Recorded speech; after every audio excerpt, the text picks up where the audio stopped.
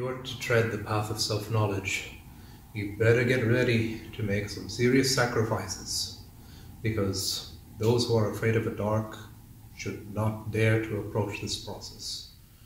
When I say those who are afraid of the dark, I mean really just confronting the darkness that is there in human nature, which consists of all the repressed content.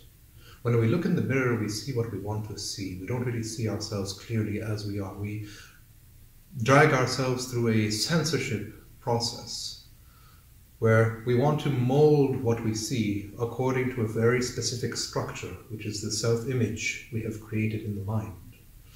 And this leads to a very distorted concept of self, because a concept that's so vastly disconnected from the truth that even to have a small glimpse into your own darkness can be quite shocking in the beginning. But it is worth it. It is worth the realization, because what comes into the light is transformed by that light. What surfaces to the immediacy of your awareness passes through an alchemical transformation, where it's no longer like a repressed bundle of energy in the unconscious mind. It has finally been released and come to a resolution. That's if you allow it to surface in your conscious perception without tremendous resistance, without clinging to a particular experience, through a clarified lens of non-attachment. Then this same very darkness becomes a reservoir of medicine. So, but the difficulty is, and this is what makes traveling through this terrain a very painful at times process, is that you must be willing to make sacrifices. One sacrifice after another sacrifice, after another sacrifice, eventually until your entire dream world, the fabricated universe that has been projected by the imagination, that just collapses. And then what do you have left? A new world appears. Let's maybe call it a new kingdom appears to you. Something that you never thought was ever possible in your potential. To clarify ultimately where all these transformations are leading, it's important for me to clarify something which I've talked about again and again. Please, those of you who've been following these discourses for a while, you'll see some of what I will tell you today in fragmented forms, one fragment here, one fragment there. But I wanted to offer a teaching which offered a more comprehensive and condensed understanding of what all those fragments are pointing to. So the first thing I will say is that I no longer believe in the concept of enlightenment. For me, that's a very naive way to look at this. Rather, for me, what strikes the heart more truthfully is not enlightenment, but enlightenments. Just add an S at the end, enlightenments. In other words, there's peaks beyond peaks, heights beyond heights, realizations beyond realizations. And what can be so confusing about the concept of enlightenment is quite simply this, that if you understand that all human knowledge, whether we're talking about intellectual knowledge or whether we're talking about knowledge that's founded on direct experience, experiential knowledge, all knowledge by nature is limited. That's the first point for you to keep in mind. And secondly, that human nature is filled with imperfections. That's why no human being is omniscient. If you happen to come upon some teachings, like for instance in Jainism, some streams of Jainism talk about a perfected Tirthankara who becomes omniscient. Some Buddhist streams also talk about a perfected Buddha who is also omniscient. If you happen to come across these kind of teachings, I just highly recommend to you ponder on this, contemplate on this. Human nature is filled with blind spots and imperfections. The best that we can do is minimize those blind spots, but it will never be absolutely 100% perfect. So when we say somebody has become enlightened, first let me clarify, before I get to that, let me clarify exactly what we mean. When we're talking about someone who has come to an awakening, the basic gist of it is a mind which has come to direct insight into its own fundamental nature. A nature which is not something that could be added or subtracted from your being, and which is also not of the nature of ego consciousness. If you were to observe your immediate experience, unless the mind has been cleansed and purified, you're likely to interpret everything through this small, hallucinated lens of one's identity. So the mind, it has two extremes on the spectrum. It's capable of tremendous hallucination and delusion, but even the fact that you're capable of being conscious of your delusions already points to another possibility of being. It doesn't mean, clarity doesn't mean an absence of delusion. It just doesn't mean that you become delusional. If you can see your delusions for what they are, just like how one might see a mirage in the distance, and in total recognition that this is a mirage, in that is the seed of clarity. So, seeing the original nature of the mind, not necessarily without mental projections. There is a state of consciousness in yoga, it's called nirvikalpa samadhi, where all activities of the mind have come to a stillness, and only a radiant, thoughtless consciousness reigns supreme. Without any borders, without any edges, without an I that declares itself as an absolute authority. That's called nirvikalpa samadhi. And you might come to a glimpse into the original nature of the mind. That will be offered to you. It will also cleanse the mind of all kinds of unresolved karmas. But it rarely does it completely. There's a Zen master who I admire tremendously. His name is Hakuin. I really can't think of another master who within a single lifetime had come to so many breakthroughs and epiphanies and revelations as Master Hakuin.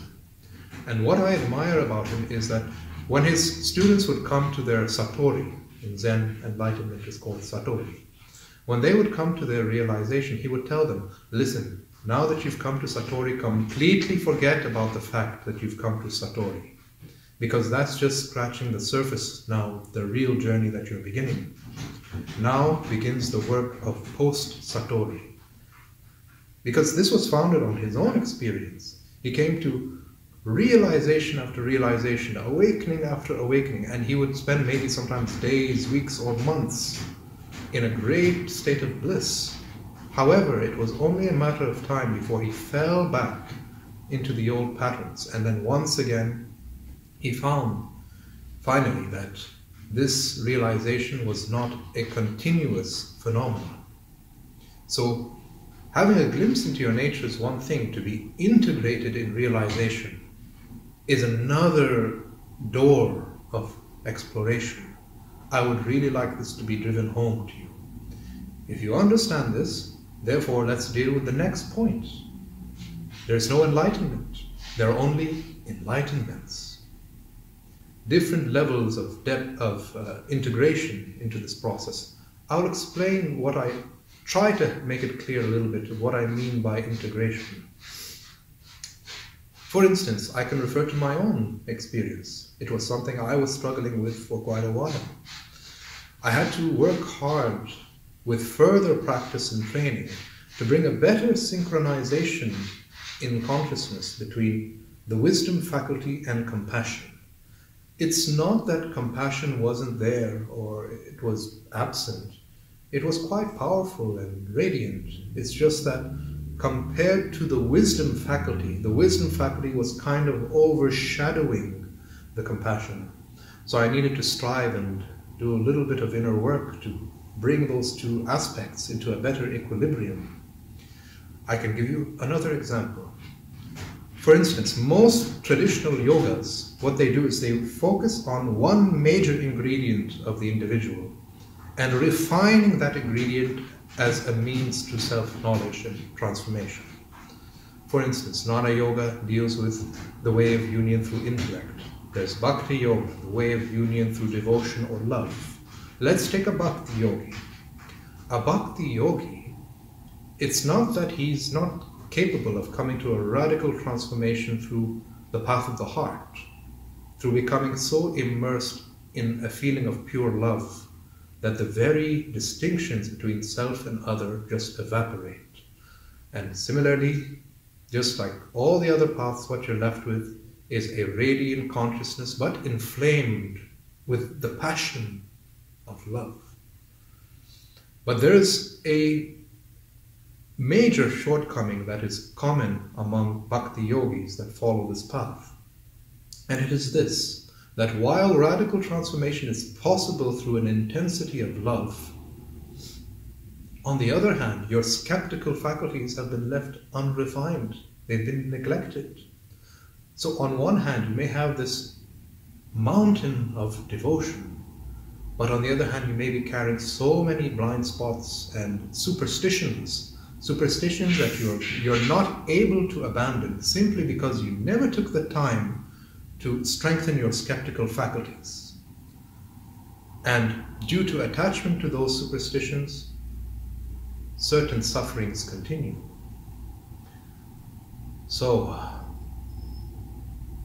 that's one aspect of integration, bringing about a better equilibrium of the faculties so that the heart is not overshadowing the head, neither the head is overshadowing the heart.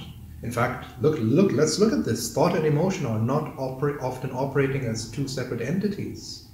If you have a pleasant stream of thoughts towards somebody, likewise will be your emotions. If you have an unpleasant stream of emotions towards somebody, likewise will be your thoughts. They're often walking hand in hand in a marriage. So, the balance of the faculties, that's one aspect of integration. But why is it that it's wrong to think of ultimate supreme enlightenment? Very simple. If you understand these multiple depths that I'm trying to point you towards, you'll understand this also, that what can be the beginning of someone's journey can be the end for somebody else. And what can be the end for somebody's journey can be the beginning point for somebody else. And the needs will be different. Yes, there could be one mountain peak, but just because your eyes are not broad and with greater foresight, you can't see all the mountain peaks on the earth. There may be higher mountain peaks than the peak that's immediately visible to you. So, moving forward with this,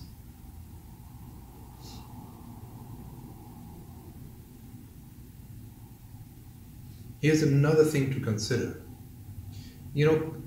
Take, for instance, our nearest ancestors on the earth, the chimpanzees. The the numbers are not exactly accurate on this. Different sources give different reports, but the genetic difference between human beings and the chimps is roughly somewhere between 1.2 to 3%. So let's take 3% as a convenience just for this conversation. 3% difference between the human beings and our nearest ancestor, the chimps. And yet, look at the difference. Because of that 3%, there's art, there's music, there's philosophy, there's religion, there's spirituality, there's mysticism. All those doors which the chimp cannot conceive of are available just through that extra 3%. What if there was an additional 3% genetic difference between man and, let's say, some distant species on the earth in the future? We think we are the game makers in this world, the dominant species, which we are. But the earth has no preference as who's sitting on the throne of the dominant species. Once the dinosaurs were a dominant species, overnight they became extinct. Maybe billions of years more time, and another species can develop on the earth with far greater intelligence and consciousness than man, and self-knowledge. What would be their definition of enlightenment? Or if there's, in this immense, vast universe, if there's another life form on another planet, far excelling human intelligence and self-knowledge, how would they define enlightenment? So what I'm trying to say here is that we shouldn't think that fine, if we want to use the concept enlightenment, it should not be some ultimate supreme standard, some universal standard. Rather, it should just be a minimum standard. So, minimum standard meaning, at least this much has been realized by a certain individual so that he can assist other people towards coming to the same discovery. But it does not mean that he's perfected in his realization. Rather, there can be a continuous process of perfecting. This is the virtue of a beginner's mind. As they say in Zen, in the mind of a beginner, all possibilities are open for exploration. In the mind of an expert, there's very few. Maintaining your innocence can become like an engine, a powerful engine, to dig deeper and deeper and deeper. These post-satoris, or enlightenments that I'm referring to, it's not that it's absolutely essential, it's optional to explore into these explorations. Some yogis and sages, frankly, they are quite contented with the realization that they've come to, and they don't see a need to dig deeper. And there shouldn't be a desperate need to dig deeper either. Rather, it should be in the spirit of enjoyment and curiosity and passion, a passion for truth. So, depths beyond depths, heights beyond heights, and realizations beyond realizations. This is the path of integration. Gurdjieff kind of, I don't know if maybe you've heard of Gurdjieff, he kind of touched upon a similar teaching with his fourth way. He said there are three traditional approaches to spiritual process, one which he called a yogi. The yogi is the individual who has refined his intellect as a means towards his self-knowledge. There's the path of the monk, as I discussed with bhakti yoga, the way of the heart, the way of devotion. And then there is the fakir, who is the individual who comes to transformation through tremendous physical austerity, to transform the structure of the body, like in Hatha Yoga. In Hatha Yoga, the concept is that there's a particular type of body which can be structured, which can be designed, that gives rise to this experience that we call enlightenment. So don't worry too much about the mind. Just transform the physical body and the rest should follow. So, but in the path of the fakir, they may be practicing extreme physical control. Some fakirs may pull their eyeballs out of their eye sockets and then put them back in. But then there's what Gurdjieff called the fourth way, which is he wanted to work on all those centers simultaneously. Intellect, heart, physical body. Bring about a better symphonic experience of what it means to be human, so that each of the faculties are like instruments, each instrument contributing its own tone, its own role in the larger scheme of the human experience. This is part of what I also mean by enlightenments. So, I hope that you can move forward in your own inner growth with a certain sense of realism and not being clouded by a naive understanding of what this entire journey means. And blessings to you. May you thrive on your path.